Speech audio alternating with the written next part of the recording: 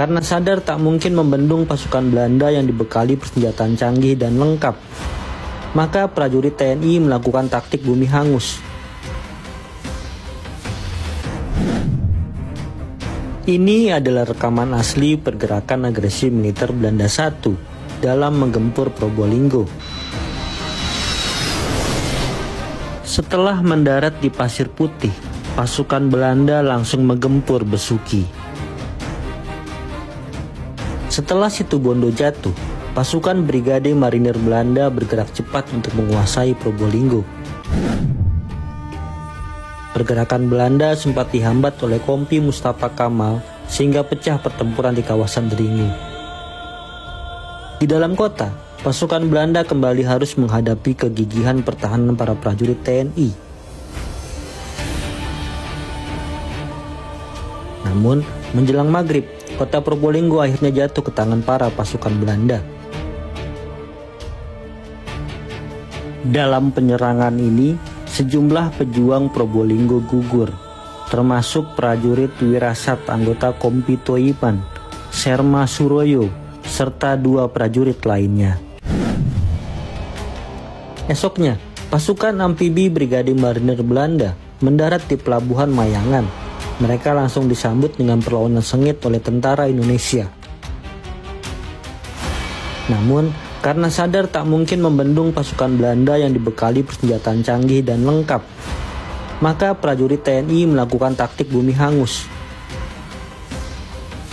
Gudang-gudang logistik, utamanya pangan di kawasan pelabuhan dibakar habis agar tidak jatuh ke tangan Belanda.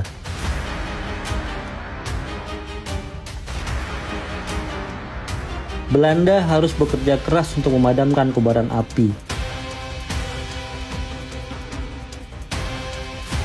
Ini adalah peristiwa ketika marinir Belanda menjaga agar gudang di sebelah dinding dermaga tetap basah untuk mencegah kebakaran makin meluas.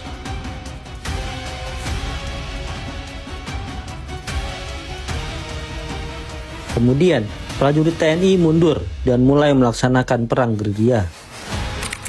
Setelah menduduki pelabuhan, pasukan Belanda menurunkan bendera merah putih dan mengibarkan triwarna.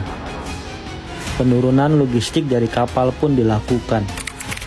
Sementara itu, di dalam kota, Belanda mulai membangun pos-pos pertahanan.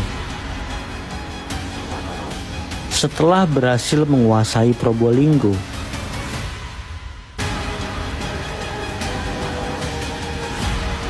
pasukan utama Brigade Marinir Belanda pun bergerak untuk menyerang Lumajang.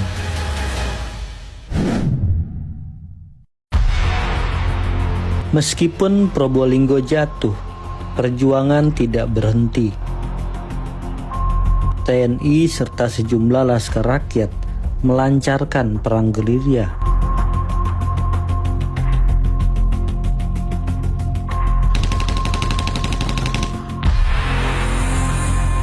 Mereka juga mendapat dukungan semangat, saran strategi taktik, serta obat-obatan dari dokter pejuang bernama Muhammad Saleh.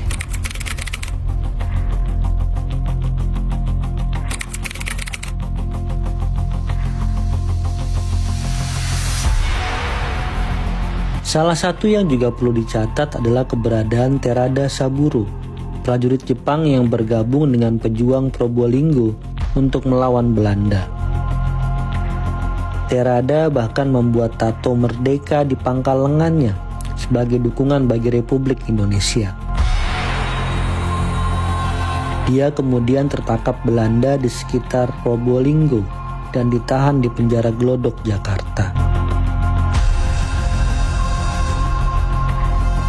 Kontak senjata berhenti ketika pemerintah RI dan Belanda sepakat melakukan gencatan senjata hingga ditandatanganinya persetujuan Renville.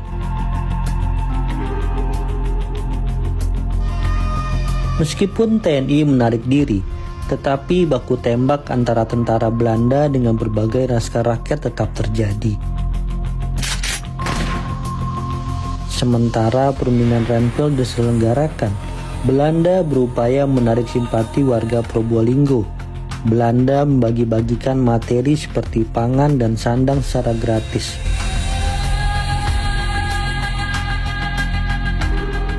Belanda juga mencoba membangun kembali perekonomian Probolinggo.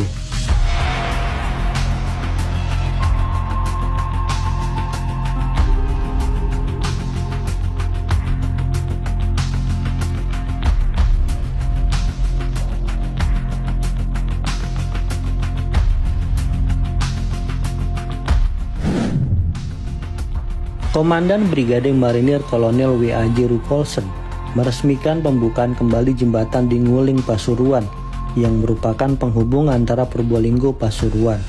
Jembatan ini telah diperbaiki oleh Batalion Insinyur Brigade Marinir yang dipimpin perwira kelas 2 J.M. Hiranius. Sebelumnya, pasukan TNI meledakkan jembatan ini untuk menghambat agresi militer Belanda I.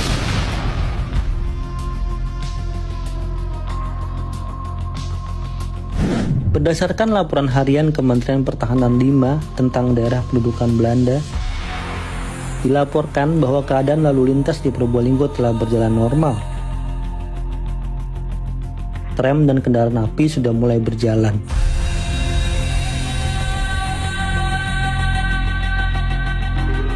Namun, jam malam masih tetap diberlakukan mulai pukul 5 sore. Namun di sejumlah pabrik gula sedang terjadi pemogokan, pembakaran tebu dan pengerusakan gudang oleh kaum buruh yang tidak sudi dijajah kembali oleh Belanda.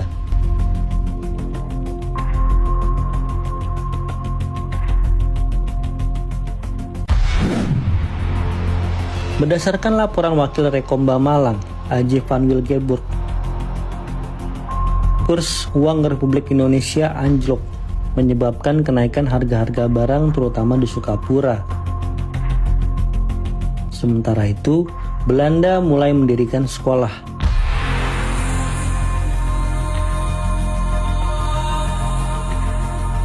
Pabrik-pabrik gula sudah kembali beroperasi. Dan ribuan ton gula, kina, tembakau, karet, dan kopi siap ekspor sudah menumpuk di pelabuhan.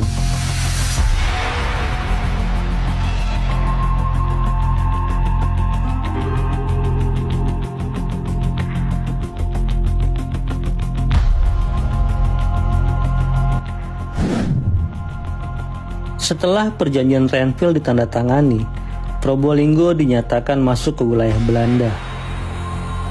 Dengan demikian, para prajurit TNI di Probolinggo harus hijrah ke wilayah Indonesia.